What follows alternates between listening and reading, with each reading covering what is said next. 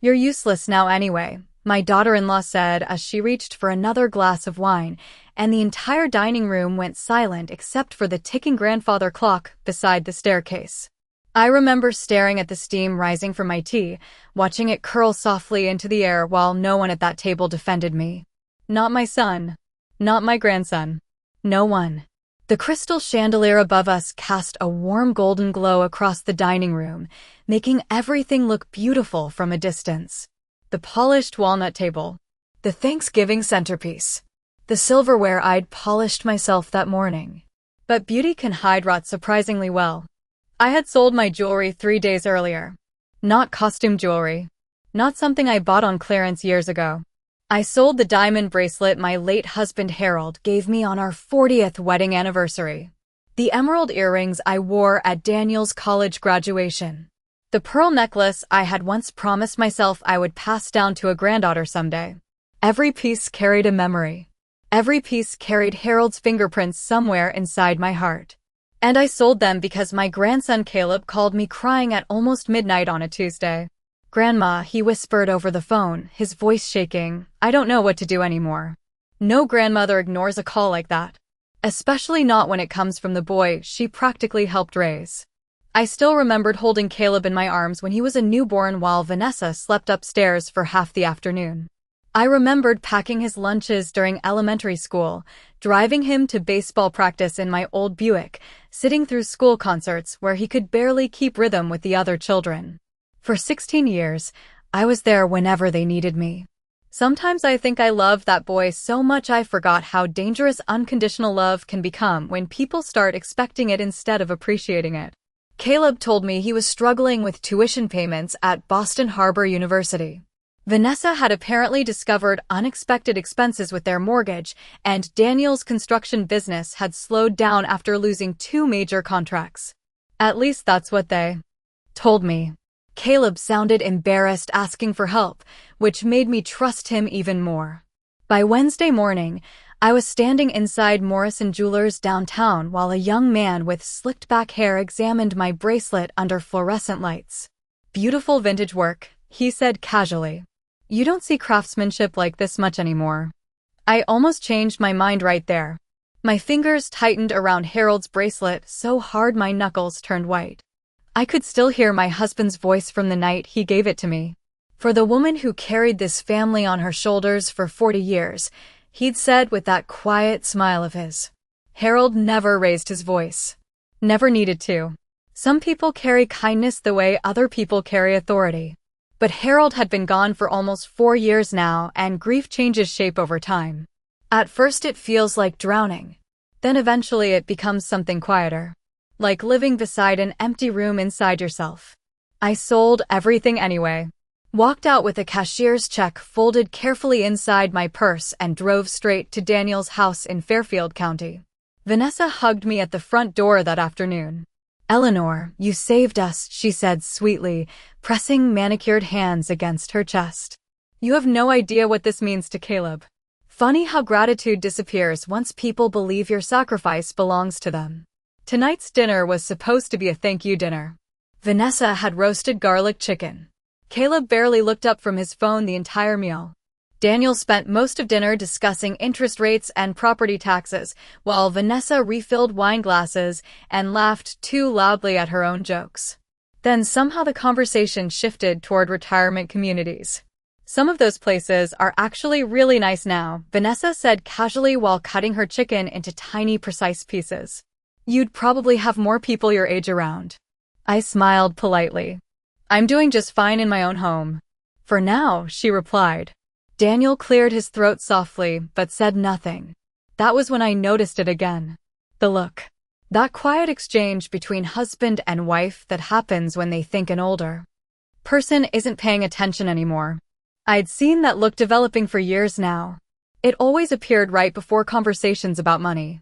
Caleb finally spoke then. "Mom thinks Grandma's house is too big for one person." My fork stopped halfway to my plate. "My house has been mine for 43 years, I said gently. Vanessa shrugged and took a sip of wine. "I'm just being realistic. Maintenance costs, property taxes, heating bills. Eventually it becomes dead weight." Dead weight. Funny phrase. Especially when spoken to the woman who once paid their overdue electric bill without telling anyone. Daniel shifted uncomfortably in his seat. Vanessa, but she smiled before he could finish. Oh, come on, Daniel. We all know your mother can't keep carrying everybody forever. Then she looked directly at me, her blue eyes cold despite the smile on her lips. Honestly, Eleanor, you're useless now anyway. At least your jewelry was finally worth something. The room fell still. Caleb stared down at his plate. Daniel rubbed his forehead without meeting my eyes. Outside the dining room windows, snow drifted slowly across the backyard under the porch lights. Everything looked peaceful out there. Quiet.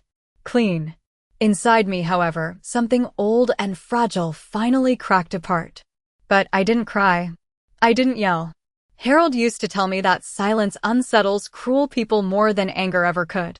So I simply folded my napkin carefully beside my untouched dessert plate and looked at Vanessa with the same calm expression I'd worn through funerals, hospital rooms, and 47 years of disappointments no one ever noticed. Then I smiled softly and said, "You know, Vanessa, Harold always warned me this family would someday mistake kindness for weakness." For the first time all evening, her smile faltered. And what none of them understood yet was this. The jewelry had never been the real inheritance. I left Daniel's house 10 minutes later with my winter coat buttoned all the way to my throat, even though the night was not especially cold. Snowflakes drifted softly beneath the streetlights, lining their quiet Connecticut neighborhood, and for a moment I stood beside my Buick. Without opening the door, simply listening to the silence around me. Inside the house behind me, I could still hear faint laughter through the windows. Vanessa's laugh carried farther than everyone else's. Sharp. Bright. Empty. I used to think large homes sounded comforting at night. Harold and I spent years building that feeling together inside our own house. The creak of hardwood floors. The hum of the dishwasher after family dinners. Football games playing softly in the den while snowstorms rolled across the backyard. But after someone dies, silence changes shape. It stops feeling peaceful. It starts sounding unfinished.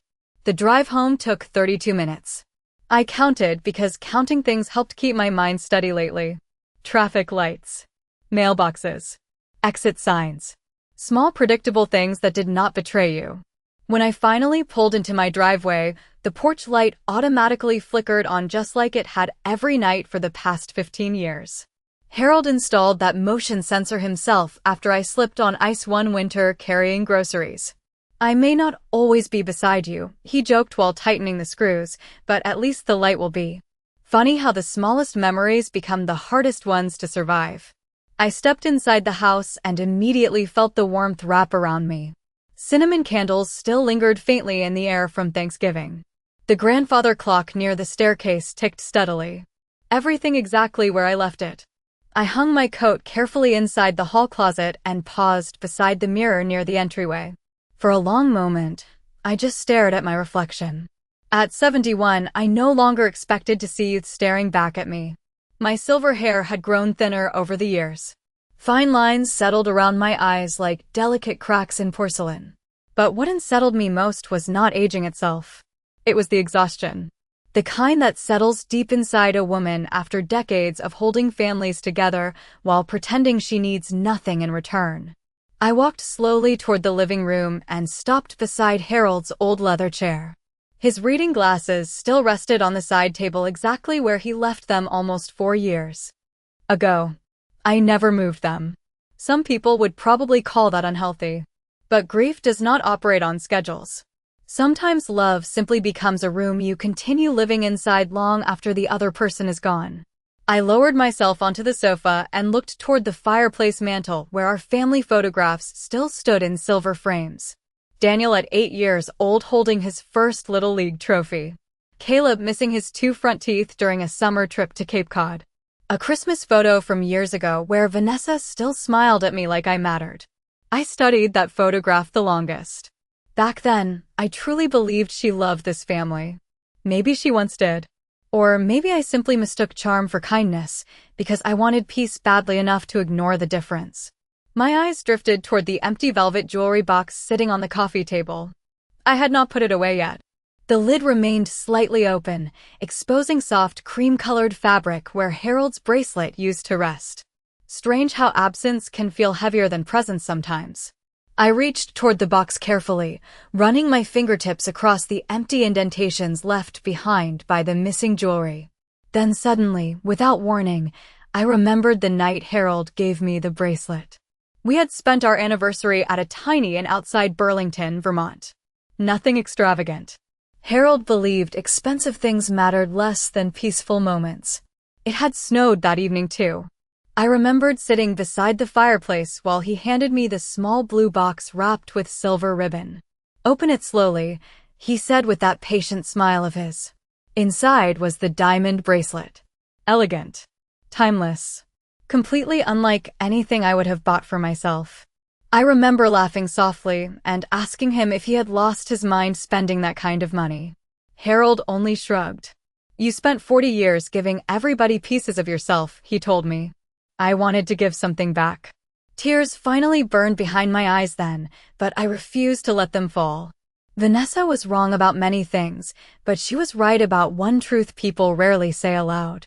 Older women become invisible eventually. Not immediately. Slowly. Quietly.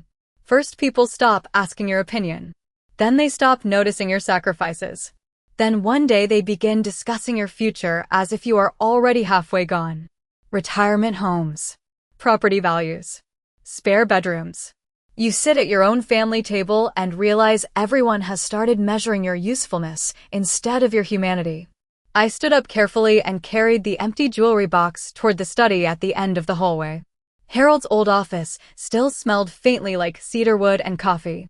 Most of his books remained untouched on the shelves. Financial journals. History biographies. Leather binders filled with handwritten notes only he could understand. I opened the bottom desk drawer searching for stationery when my hand brushed against something unexpected tucked beneath a stack of old tax documents. A small brass key. I frowned slightly and lifted it into the light. Attached was a faded white tag with Harold's handwriting in dark blue ink. For Eleanor. Only when necessary. My heartbeat slowed instantly. Harold had always been meticulous about important things. He labeled everything. Organized everything. Planned for outcomes most people preferred avoiding altogether.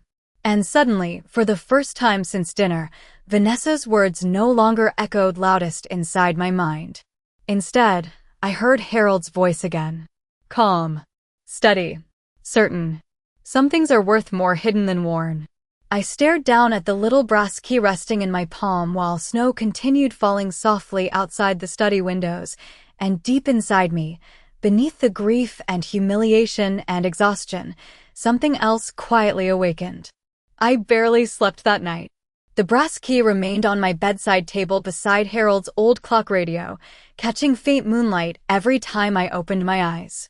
At around 4 in the morning, I finally gave up pretending rest would come and walked downstairs wrapped in my cream-colored robe. The house always sounded different before sunrise. Quieter. Honest somehow. No ringing phones. No television noise. Just the soft groan of old pipes and the occasional whisper of wind brushing against the windows. I brewed coffee the same way Harold liked it for 43 years. Dark roast. 1 spoonful of sugar. Tiny rituals become anchors after loss. Sometimes they are the only things keeping a person steady. I carried my mug into the kitchen nook overlooking the backyard and sat watching snow collect slowly across the garden beds Harold once spent entire summers tending himself. He used to wake before dawn every Saturday to trim hedges and complain about squirrels stealing tomatoes. I smiled faintly remembering how seriously he treated gardening. You can tell everything important about people by how they care for living things, he once told Caleb while teaching him how to plant tulips. Caleb could not have been older than 8 then. Back when he still hugged me without checking his phone halfway through. I wrapped both hands around the coffee mug and stared again at the brass key resting beside my plate. For Eleanor. Only when necessary. Harold's handwriting remained steady even during his final years. Precise. Controlled. Unlike mine lately. My hands had started trembling slightly after he passed. Grief settles into the body in strange ways. Some people lose sleep. Some lose appetite. I lost steadiness. Around 7:30, my phone buzzed against the kitchen table. Daniel. I let it ring twice before answering. "Morning, Mom," he said, his tone overly casual in the way people sound when they know they should apologize, but would rather avoid discomfort altogether. "I hope you got home safely last night." I looked out toward the snow-covered bird feeder in silence for a moment before replying. "I did." A pause followed. I could hear Vanessa faintly speaking somewhere in the background. About dinner, Daniel continued carefully. Vanessa was just stressed. "Things have been tight lately." Tight. Interesting word considering Vanessa drove a brand new white Lexus and spent almost $800 on Christmas decorations every December. I stirred my coffee slowly. "I see." Another silence stretched between us. Daniel always hated silence. As a little boy, he filled every quiet moment with questions. Why do leaves change color? Why do birds fly south? Why does Grandma's pie taste better than anyone else's? Somewhere along the way, he stopped asking questions and started avoiding answers instead. "Caleb feels bad," he added quickly. "He appreciates what you did." I almost laughed at that.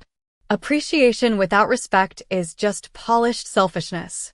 But I did not say that aloud. "I am glad to hear it," I answered softly. Daniel exhaled as though relieved the conversation remained easy.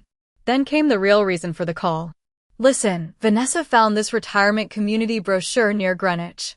It is actually really beautiful. Indoor pool. Private dining. Medical staff 24 hours a day." There it was. Not concern. Not care. Positioning. Careful little nudges disguised as practicality. Harold used to call it soft eviction. The gradual process of convincing older people their own lives have become inconvenient for everyone else. I traced my fingers slowly along the rim of my coffee cup.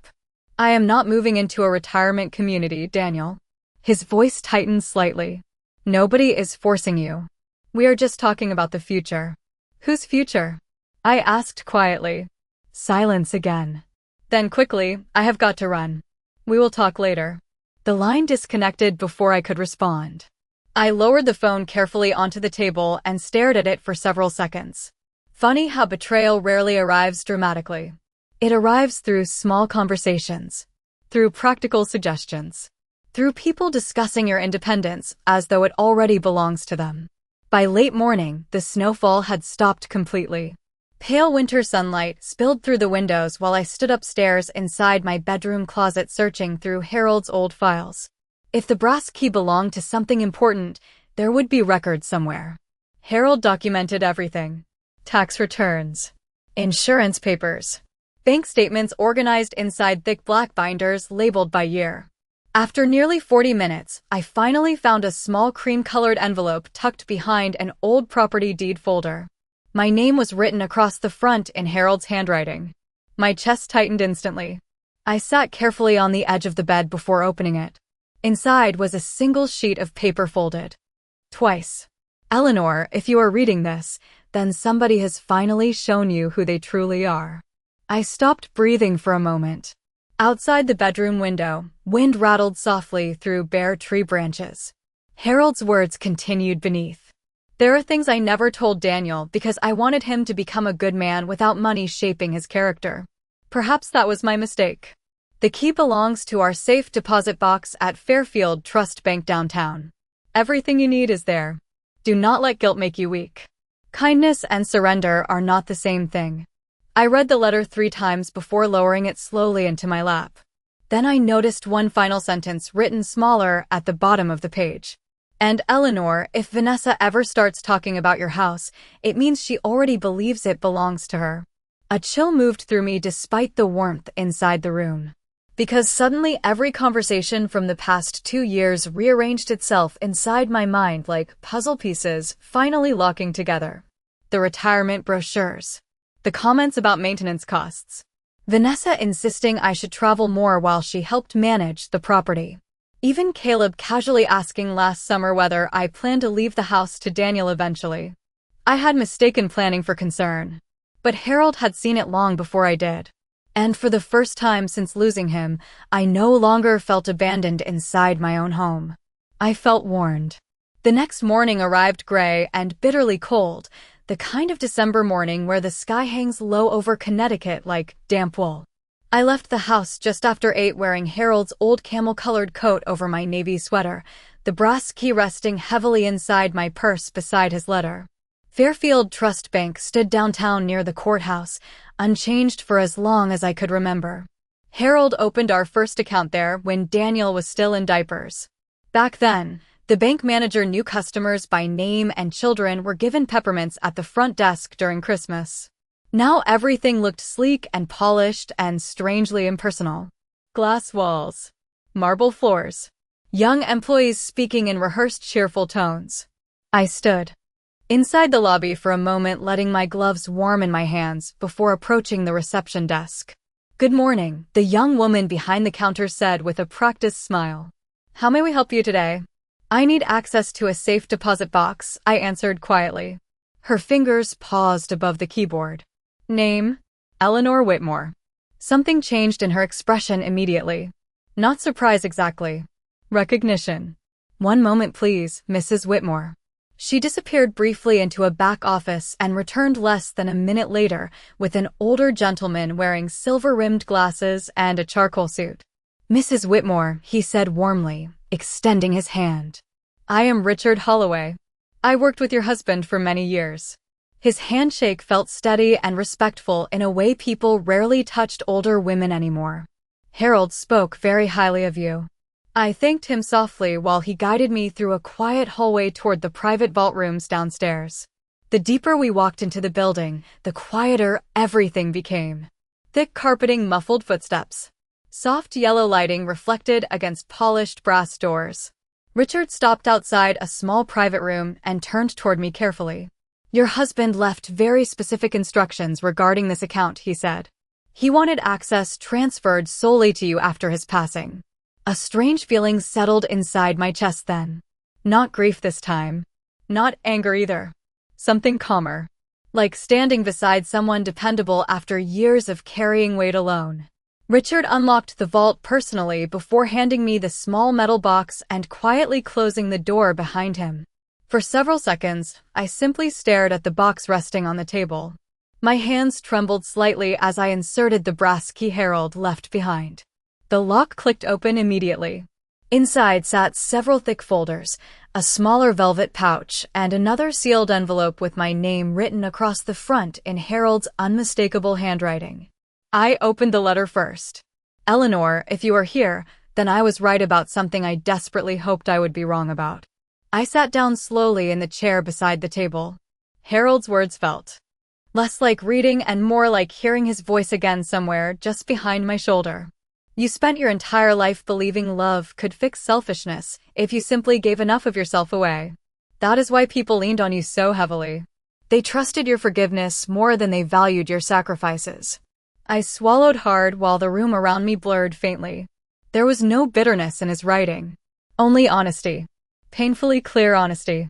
Beneath the letter sat several financial documents organized neatly with labeled tabs. Property deeds. Investment portfolios. Trust agreements. My heartbeat slowed as I read through them carefully. Harold had quietly transferred several commercial properties into a protected family trust years before his death. Not into Daniel's name. Into mine. Entirely mine. There were also stock accounts I never knew existed. Bonds. Land rights in Vermont connected to property Harold inherited from his father decades ago. The total value made my stomach tighten. Not because of greed. Because suddenly Vanessa's interest in my house no longer looked casual. It looked calculated. Then I noticed one folder labeled simply Caleb. Inside were tuition payments Harold had arranged years earlier through a private education trust. Every semester at Boston Harbor University had already been fully funded nearly 3 years ago. I stared at the paperwork without blinking. Tuition covered. Housing covered. Meal plan covered. Everything. My chest turned cold all over. Caleb never needed my jewelry money. Not for school. Not for anything. Slowly, painfully, pieces began sliding together inside my mind. Vanessa insisting they were struggling. Caleb calling me late at night sounding ashamed. Daniel avoiding details every time finances came up. Even the rushed gratitude after I sold the jewelry suddenly felt rehearsed. I lowered my eyes toward Harold's letter again and noticed another handwritten note near the bottom of the page. I did not tell Daniel about these accounts because I wanted him to build a life, not wait for one. But if anyone ever pressures you financially, promises hardship while living comfortably, or starts discussing your home before you are gone, trust your instincts before you trust blood. I leaned back slowly in the chair and closed my eyes for a moment. The room smelled faintly like old paper and polished wood. Somewhere outside the vault room, I could hear distant footsteps moving through the bank lobby upstairs. Normal life continuing while mine quietly rearranged itself beneath the surface. After several minutes, I opened the small velvet pouch resting beside the documents. Inside sat Harold's gold pocket watch and a folded note tucked beneath it. The note was only one sentence long. Eleanor, if they ever make you feel small in your own family, remember this house was built by your hands too. Tears finally slipped down my cheeks then. Not dramatic tears. Not loud grief. Just quiet exhaustion, leaving the body all at once. Because after months of feeling invisible, manipulated, and slowly pushed toward the edges of my own life, Harold had somehow reached across death itself to remind me of something I had forgotten entirely. I was never powerless. I was simply too loving to notice when other people became comfortable using that love against me.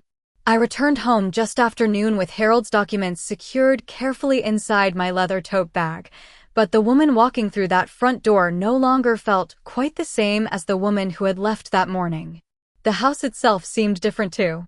Not warmer exactly. Stronger. As though the walls had quietly remembered something I had forgotten. I placed the folders neatly inside Harold's study desk and locked the drawer before making myself a cup of tea. Earl Grey. Harold used to joke that I drank tea during every emotional crisis because it gave my hands something graceful to do besides shake. Outside, the snow had started melting beneath weak afternoon sunlight, leaving silver droplets sliding slowly down the windows overlooking the backyard. I stood there for several minutes watching bare tree branches sway gently in the wind while Harold's words replayed inside my mind. Trust your instincts before you trust blood. Strange how women my age are taught the exact opposite our entire lives. We are taught that family deserves endless forgiveness, endless patience, endless understanding, especially mothers, especially grandmothers. Nobody warns older women that unconditional love becomes dangerous once people stop seeing it as love and start treating it like access. Around 3 in the afternoon, my phone buzzed with a text message from Vanessa. Dinner Sunday at 6. Do not be late this time. No greeting. No kindness. Just instruction. I stared at the screen for a long moment before setting the phone face down on the counter. Harold would have noticed that too. He noticed everything people revealed unintentionally. One Christmas years ago, Vanessa complained for 20 straight minutes because a restaurant hostess seated us near the kitchen entrance instead of beside the fireplace. Harold leaned toward me afterward and quietly said, "Pay attention to how people react when they feel denied something they believe they deserve." At the time, I thought he was simply being observant. Now I realized he had been warning me for years in the gentlest ways possible. The following morning, I drove to Milford to visit my oldest friend Margaret Hill.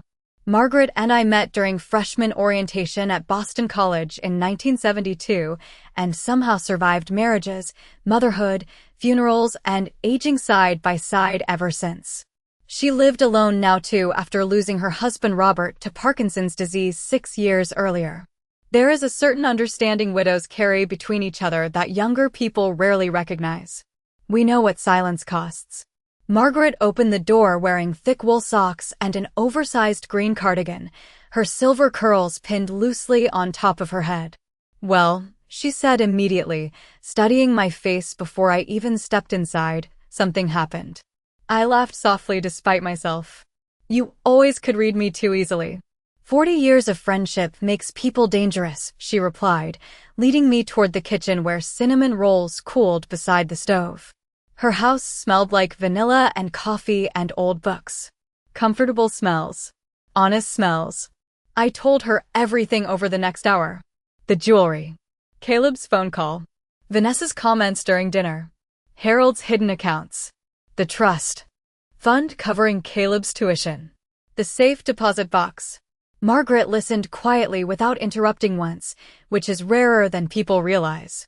Most individuals do not listen in order to understand. They listen waiting for their turn to speak. But Margaret had always understood silence properly. When I finally finished, she leaned back slowly in her chair and folded her hands together. "Eleanor," she said carefully, "I do not think this started with the jewelry." I looked down into my coffee cup without answering because, deep down, I already knew she was right. "Do you remember 2 summers ago when Vanessa kept insisting you should take that extended cruise through Europe?" Margaret asked. I frowned slightly. She said I deserved a break. "No," Margaret replied gently. "She wanted you out of the house for 2 months, while Daniel renovated their basement." A cold feeling moved through my stomach. I remembered that conversation now. Vanessa repeatedly asking whether I had updated my will before traveling. Daniel casually mentioning how difficult property upkeep becomes for older homeowners. At the time, it sounded practical. Caring even. But context changes everything. Margaret stood and walked toward the kitchen counter before returning with a folder of her own. "I debated telling you this," she admitted quietly. "But after hearing everything, you need to see it." She handed me several printed photographs. My chest tightened instantly. The pictures showed Vanessa sitting at an outdoor cafe in Westport with a woman I recognized vaguely from church gatherings. A realtor. I stared at the images silently. In one photograph, documents were spread across the table between them. In another, Vanessa pointed toward something on a tablet screen while laughing. "When were these taken?" I asked softly. "About 4 months ago," Margaret answered. "Robert's nephew owns the cafe. He recognized Vanessa because she showed him pictures of your house." My fingers tightened slightly against the photographs. "What exactly did she say?" Margaret hesitated. Then quietly, that once everything was finalized, the property would probably hit the market by spring. Finalized. Such an innocent-sounding word. Finalized what exactly? My aging. My removal. My usefulness. Suddenly, every forced conversation about retirement communities sounded less like concern and more like preparation. I lowered the photographs carefully onto the table. For several moments, neither of us spoke. Outside Margaret's kitchen window, a flock of small birds gathered around the feeder hanging beside her porch. Tiny fragile things surviving winter together. Finally, Margaret reached across the table and squeezed my hand gently. "Harold knew exactly what kind of woman Vanessa was," she said softly.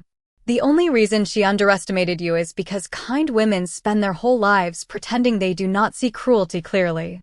I looked toward the snowy backyard beyond the kitchen windows, and for the first time in months, maybe years, I felt something inside me settle into place with terrifying calm. Not rage. Not heartbreak. Clarity. Sunday arrived with freezing rain tapping softly against the windows by early afternoon, coating the sidewalks in thin sheets of silver ice. I spent most of the day inside Harold's study organizing documents, while classical music played quietly through the old speakers near the bookshelf. Bach.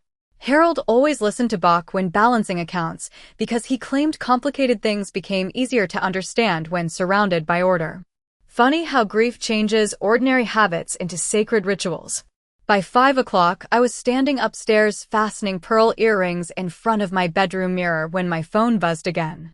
"Vanessa. Dinner is still at 6. Caleb invited his girlfriend, so please try to stay positive tonight." I stared at the message without expression. Stay positive. As though I were the source of discomfort in their family instead of the woman they had quietly spent months trying to maneuver out of her own life. I set the phone down carefully beside my jewelry box and reached for lipstick with steady hands. Soft rose pink. Harold's favorite color on me. "You always look strongest when you stop trying to impress people," he once told me while adjusting my coat collar before a charity dinner years ago. At the time, I thought he meant elegance. Now I understood he meant dignity. The drive to Daniel's house felt strangely peaceful that evening.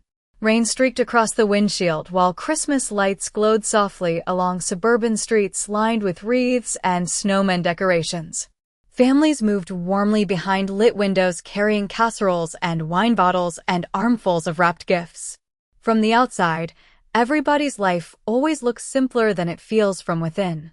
When I arrived, Caleb opened the front door before I even knocked. "Grandma," he said, leaning down to hug me briefly. He smelled faintly like cedar cologne and winter air. For just a moment, I saw the little boy who used to crawl into my lap during thunderstorms. Then the moment disappeared as quickly as it came. "You remember Olivia," he added, gesturing toward a petite brunette standing near the staircase. She smiled politely and extended her hand. "It is so nice to finally meet you, Mrs. Whitmore. Caleb talks about you constantly." Interesting. Because lately Caleb barely looked at me directly. But I smiled warmly anyway. "Please call me Eleanor." Olivia seemed kind. Nervous, but kind.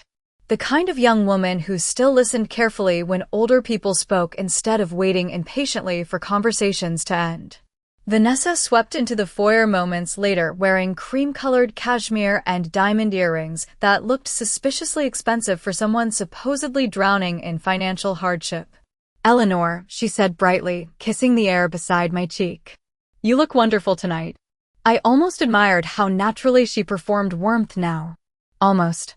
Dinner unfolded beneath soft candlelight and holiday music playing quietly from hidden speakers in the kitchen ceiling. Vanessa had prepared rosemary chicken, mashed potatoes, and glazed carrots arranged beautifully across serving platters. She always excelled at appearances. Across the table, Daniel discussed mortgage rates while Caleb scrolled occasionally through sports updates on his phone. Olivia asked me thoughtful questions about Boston College and Harold's architecture business, listening with genuine interest that felt startling after months of being treated like background furniture. Then Vanessa poured herself another glass of wine and smiled toward Olivia. "Eleanor has always been incredibly generous," she said sweetly. "Sometimes too generous, honestly." I continued cutting my chicken calmly without looking up. "Vanessa," Daniel murmured quietly, already sounding tired. "What?" She laughed lightly. "I am complimenting her." But her eyes drifted toward me carefully over the rim of her wine glass. "Measuring. Testing." Although, she added casually, "I still think older people make emotional financial decisions sometimes. Selling sentimental jewelry for temporary problems is not exactly practical long-term." Caleb shifted uncomfortably beside Olivia. "Mom," Vanessa ignored him completely. "I mean, honestly, Eleanor, you should probably start thinking more carefully about your future security. Especially considering how expensive maintaining that giant house must be." There it was again. The house. Always the house. Soft little circles around the same target. I folded my napkin slowly beside my plate before answering. Thankfully, Harold planned very carefully for my future. Vanessa smiled tightly. "Well, planning only works if people adapt eventually." Olivia glanced awkwardly between us, while Daniel suddenly became fascinated with his water glass. Nobody defended me. Nobody ever did anymore. But something had changed inside me now. Before, their silence wounded me. Tonight, it informed me. There is a difference. Vanessa leaned back in her chair and crossed her legs elegantly. "Honestly," she continued, "sometimes I think older generations hold on to property out of pride instead of practicality. Large homes are wasted on one person." I looked directly at her then. Calmly. Completely calmly. "That depends entirely on who the home truly belongs to." The room fell silent. Even Olivia lowered her fork slowly onto her plate. Vanessa blinked once before forcing a small laugh. "Of course it belongs to you, Eleanor." Nobody said otherwise. But I noticed it immediately. The flicker behind her eyes. Tiny. Fast. Fear rarely arrives loudly at first. Sometimes it appears only as confusion when a person realizes their target. Understands more than expected. Daniel cleared his throat. "Mom, Vanessa is just trying to help." I turned toward my son carefully. "Help whom exactly?" He opened his mouth slightly, but said nothing. Rain tapped steadily against the dining room windows while candlelight flickered softly across the polished table between us. And suddenly I understood something with absolute certainty. They had spent so long seeing me as fragile that they never considered what might happen if I stopped behaving fragile altogether. Vanessa reached for her wine again, but this time her hand trembled slightly before lifting the glass. Small detail. Most people would not notice. Harold would have. And so did I. The atmosphere at the table never fully recovered after my question. Conversation continued in fragments after that, but everybody suddenly seemed careful with their words. Vanessa laughed less. Daniel avoided eye contact almost entirely. Even Caleb appeared distracted, glancing occasionally between his mother and me as though sensing tension he could not fully understand. Only Olivia remained natural. She complimented the dessert, asked thoughtful questions about Harold's architecture projects in Vermont, smiled kindly when I spoke. It struck me then how rare genuine warmth had become inside this family. After dinner, Vanessa disappeared into the kitchen carrying empty wine glasses, while Daniel followed behind her a few moments later. Their voices drifted softly through the partially closed door near the hallway. Sharp whispers. Controlled frustration. I stood near the living room fireplace pretending to study framed family photographs while quietly listening. She knows something, Vanessa hissed under her breath. You are overreacting, Daniel muttered back. Then why is she suddenly talking like that? Silence followed briefly before Vanessa spoke again, lower this time. Did you tell her about the realtor? My pulse slowed instantly. Not sped up. Slowed. Strange how clarity affects the body differently than fear. Daniel answered too quietly for me to hear clearly, but Vanessa's next words arrived sharp enough through the doorway. If she changes anything legally now, everything gets complicated. Everything. Not concern for me. Not guilt. Complications. I stepped away from the hallway before either of them returned and settled calmly into Harold's leather chair beside the fireplace. Moments later, Vanessa reappeared carrying a tray of coffee cups with a bright smile carefully restored across her face. Who wants coffee? She asked lightly. Nobody answered immediately. Rain continued tapping steadily against the windows while Christmas music drifted softly from hidden ceiling speakers. Silent night. Somehow that almost made the moment sadder. Caleb eventually stood and stretched awkwardly. Olivia and I should probably head out soon, he said. I have an early class tomorrow. Vanessa immediately softened again when looking at him. Of course, sweetheart. Sweetheart. Funny how certain women reserve tenderness only for people they still need something from. Olivia helped clear plates despite Vanessa insisting she did not have to. I watched quietly while the young woman carried dishes into the kitchen without complaint, moving naturally through discomfort instead of pretending it did not exist. Harold used to say character reveals itself fastest during awkward moments. Cruel people become irritated. Weak people disappear. Good people quietly help. When Olivia returned to the dining room, she paused beside my chair. Mrs. Whitmore, she said softly, your earrings are beautiful. I touched the pearls gently. Thank you. My husband gave them to me many years ago. Her smile warmed slightly. He must have loved you very much. Something tightened unexpectedly in my chest at that simple sentence. Not because of grief. Because nobody in this family had spoken about Harold with tenderness in a very long time. Just practicality. Assets. Property. Insurance. As though the man himself had slowly vanished beneath paperwork. He did, I answered quietly. And he paid attention. Olivia looked slightly puzzled by the response, but before she could speak again, Caleb called for her from the foyer. After they left, silence settled heavily over the house. Vanessa stacked coffee cups aggressively in the kitchen while Daniel stood near the dining room window staring out into the rain. Finally, he turned toward me with visible discomfort. Mom, he began carefully, about earlier. About which part? I asked calmly. The part where your wife discussed my future like a real estate transaction, or the part where you stood there silently again? His shoulders sagged slightly. Older suddenly. Tired. Vanessa is stressed. I almost smiled at how predictable that phrase had become. Stress does not create character, Daniel, I said quietly. It reveals it. Vanessa entered the room immediately after that, crossing her arms tightly against her cream-colored sweater. Honestly, Eleanor, I think everybody is becoming overly dramatic. Interesting, I replied softly. Considering I have barely raised my voice once. Her expression hardened for half a second before smoothing itself carefully back into place. Nobody is trying to hurt you. No, I agreed. You are trying to position me.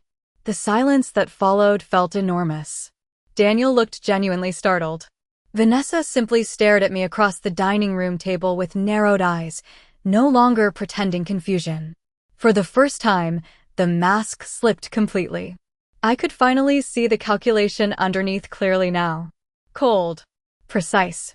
Patient. I do not know what Harold told you before he died, she said carefully, but this family has responsibilities now. Caleb has a future to think about. Daniel works constantly. Sometimes practicality matters more than sentiment. There it was again. Practicality. Such a polished word for greed. I stood slowly from Harold's chair and reached for my coat draped across the sofa arm. You know, I said quietly while buttoning the front carefully, Harold once told me the most dangerous people are the ones who confuse access with entitlement. Vanessa's jaw tightened instantly. Daniel rubbed his forehead in exhaustion. Mom, no, I interrupted gently. I think I finally understand enough now. I slipped my gloves on slowly while rainwater streaked the windows behind them in silver lines. Then, just before walking toward the foyer, I paused beside the dining room table and looked directly at Vanessa one final time. You should be very careful discussing my future before understanding what Harold actually arranged for it. Her face lost color immediately. Tiny shift. Barely visible. But unmistakable. And suddenly I knew with complete certainty that whatever Harold protected inside those accounts mattered far more than money alone. Because fear had finally entered Vanessa's eyes for the first time since this began. And people only become afraid when they realize the person they underestimated is no longer asleep. I slept better that night than I had in months. Not peacefully exactly, but clearly. There is a difference between exhaustion and clarity, and for the first time since Harold died, my mind no longer felt trapped inside confusion. By morning, the rain had stopped completely, leaving the world outside glazed in pale winter sunlight and frozen branches that glittered like glass. I stood in the kitchen pouring oatmeal into a saucepan when my phone began vibrating across the counter. Vanessa. I watched the screen light up twice before answering calmly. Good morning, I said. Silence lingered briefly on the other end before her voice appeared, unusually careful this time. Eleanor, I think maybe we got off on the wrong foot yesterday. Interesting. Not apology. Strategy. Did we? I asked softly while stirring the oatmeal. I think everybody has been emotional lately, she continued smoothly. The holidays are stressful. Financial pressure affects people differently. I almost smiled. Vanessa always spoke like someone rearranging furniture. Every sentence carefully positioned. Every emotion calculated for effect. You seemed very interested in my finances for someone concerned about stress, I replied quietly. Another pause followed. Then came the shift. Tiny but noticeable. Daniel said you mentioned Harold arranged certain things before he passed. There it was. Directly at last. I carried my coffee toward the kitchen table and sat beside the window overlooking the backyard. He did. Her voice softened instantly. Eleanor, we are family. Nobody wants misunderstandings about money to damage relationships. Funny how people only start protecting relationships after they suspect access to money may disappear. Relationships built around expectations are already damaged, I answered calmly. She exhaled sharply through her nose. Barely controlled irritation. I think maybe you are reading too much into things. No, I said quietly. I think I finally stopped ignoring them. The line fell silent again.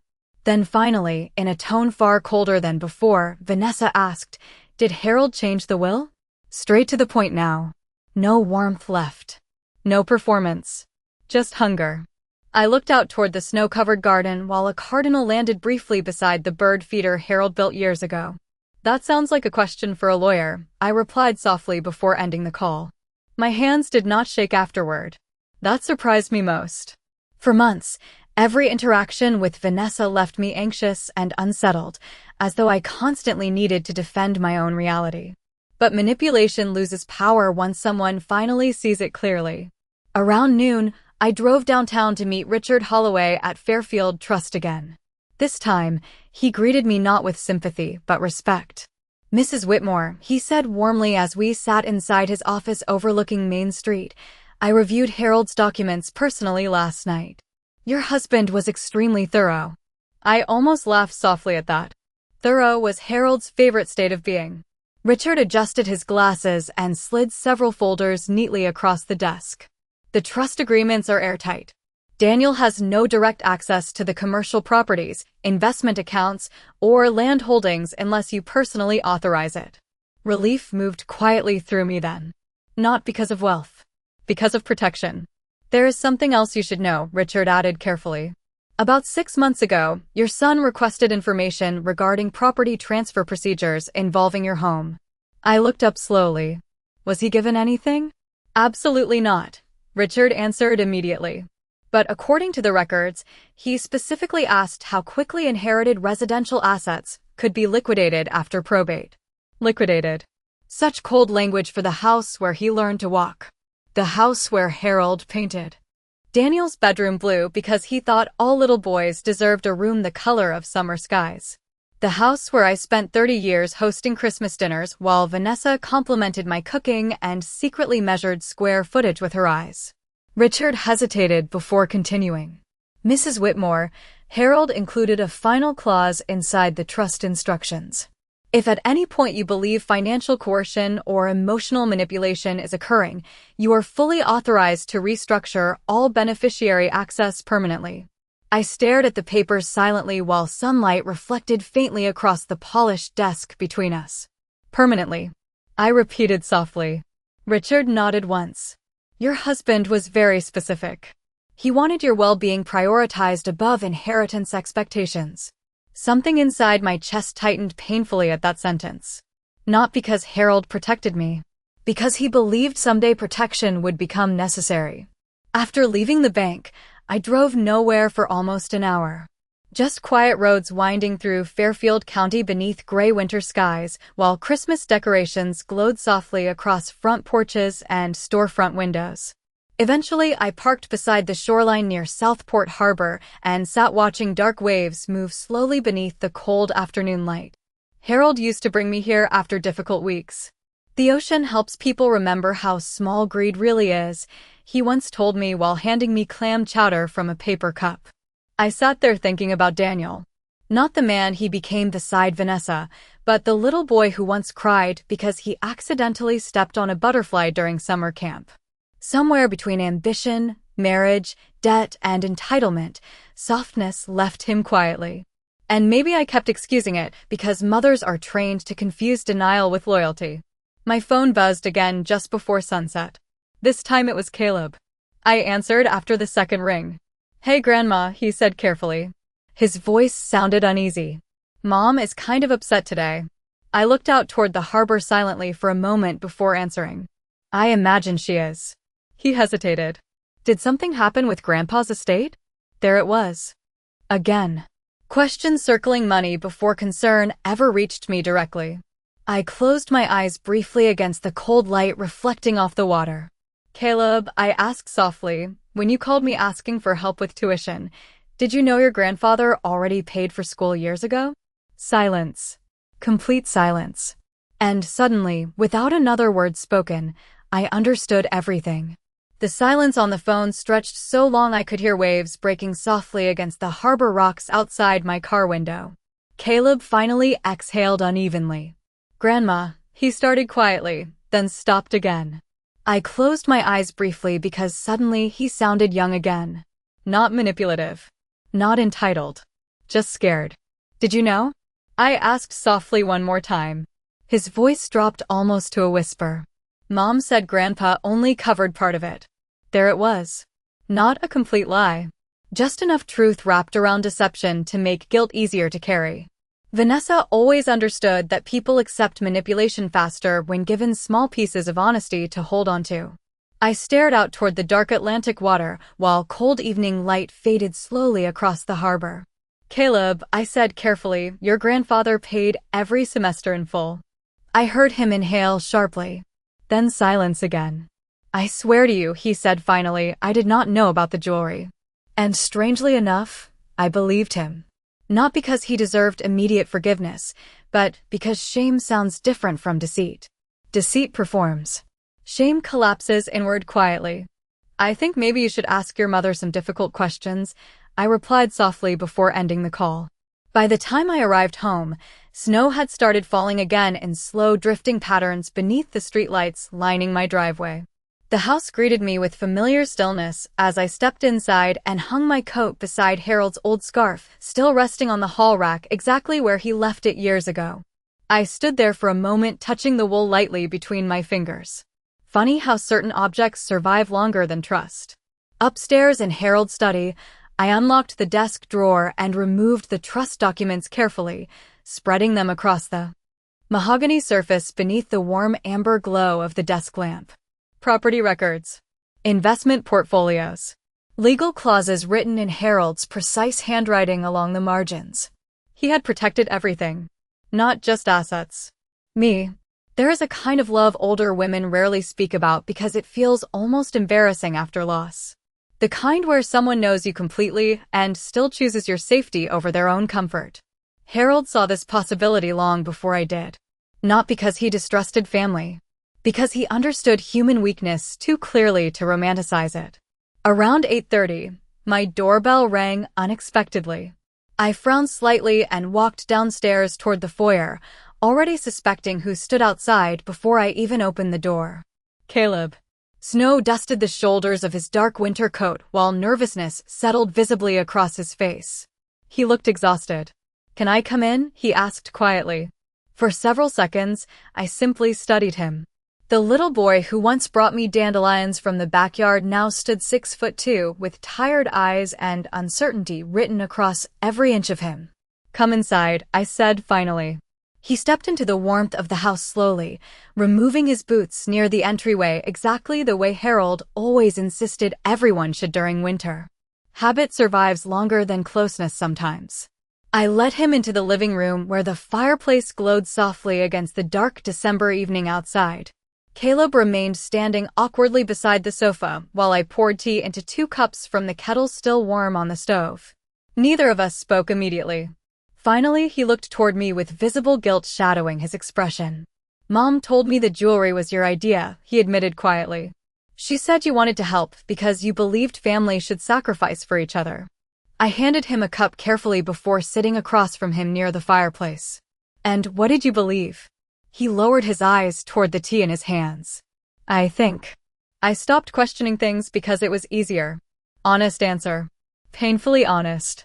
Snow tapped softly against the windows while firelight flickered across the framed family photographs, lining the mantel.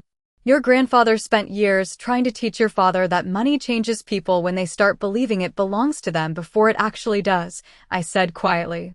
Caleb swallowed hard. "Mom says you are planning to cut everybody out of the will now." There it was again. Always back to inheritance. Not relationships. Not pain. Access. I looked toward Harold's photograph above the fireplace before answering. "Your mother seems very concerned about money for someone who claims none of this is about money." Caleb rubbed his forehead with one hand, exhausted. "Things have been tense at home all day. Mom and Dad have been fighting nonstop since yesterday." I remained silent because some truths no longer needed my participation. Eventually Caleb spoke again, softer this time. "Did Grandpa really think Mom would try something like this?" I considered the question carefully before answering. "I think your grandfather understood that entitlement grows quietly when kindness never develops boundaries." Caleb stared into the fire for a long moment afterward. "Olivia told me something tonight," he admitted finally. "She said the way my parents talk about your house feels wrong. Like they already see it as theirs." I felt sadness move gently through me then. Not anger anymore. Just sadness for how easily people lose themselves once greed starts disguising itself as practicality. Caleb looked up suddenly, his eyes wet but steady. "Grandma, I am sorry." 3 simple words. No excuses attached. No manipulation hiding underneath them. Just regret. I nodded once and reached across the space between us, resting my hand lightly over his. "I know," I answered softly. And for the first time in months, the silence inside this house no longer felt empty. Because truth, even painful truth, creates a different kind of quiet than deception ever can.